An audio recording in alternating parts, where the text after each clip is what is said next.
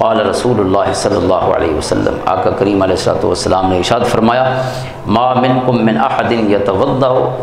فیبلغ او فیسبغ الوضوء، فرمایا تم میں سے جو شخص بھی وضو کرے اور اچھی طرح وضو کرے،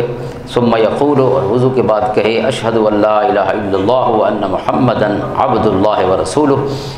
وضو کے بعد یہ کلمہ شہادت پڑھے، الا فتحت لہ ابواب الجنت الثمانیہ، فرمایا اس شخص کے لیے جنت کے 8 دروازے کھول دیے جاتے ہیں۔ اس نے وضو کر کے کلمہ شہادت پڑھا، یدخل من ایہا شاء،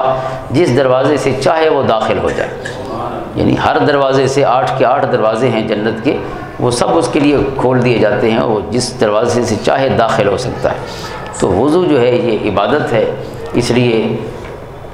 صاحبان عمل ہستیاں جو ہیں وہ باوضو رہنے سے ہی اللہ کا قرب حاصل کرتے ہیں، کیونکہ اس شیطان کے حملے سے بھی انسان محفوظ رہتا ہے۔ سیدنا پیر میر علی شاہ صاحب رحمۃ اللہ تعالیٰ علیہ کی جو نصیحتیں ہیں اپنے شہزادے کو، حضرت بابو جی رحمۃ اللہ تعالیٰ علیہ کو، تو اس میں پہلی نصیحت یہ ہے کہ بیٹا ہمیشہ باوضو رہنا،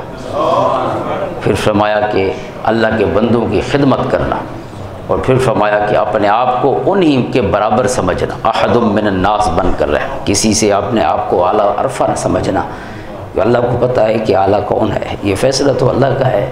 اس لیے کسی کو اپنے سے ادنا نہ سمجھنا، بلکہ اپنے آپ کو ہر ایک کے برابر سمجھنا، احد من الناس، انہی میں سے متمیز ہونا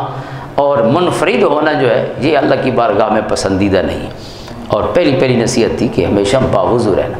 تو باوضو رہنے کی بہت برکتیں ہیں، باوضو رہنے والا شخص خود بھی محتاط ہوتا چلا جاتا ہے، اپنی زبان، اپنے جو کان ہیں، اپنی جو بصارت ہے، آنکھیں ہیں، ان کے استعمال کے حوالے سے، چونکہ وضو کی حالت جو ہے وہ اللہ کے قرب کی حالت ہے، تو خود بخود یہ طہارت کا فیضان ہوتا ہے اس پاکیزگی کا، کہ انسان جو ہے وہ گناہوں کے ساتھ اس کی جو نفرت ہے یا جو دوری ہے وہ شروع ہو جاتی ہے، اور نیکی کی رغبت جو ہے۔ اور جو شخص باوضو رہنا اپنا معمول بنا لیتا ہے، وہ 60% امکان ہے، 100 میں سے 60% امکان ہے کہ وہ باجماعت نماز پڑھے گا،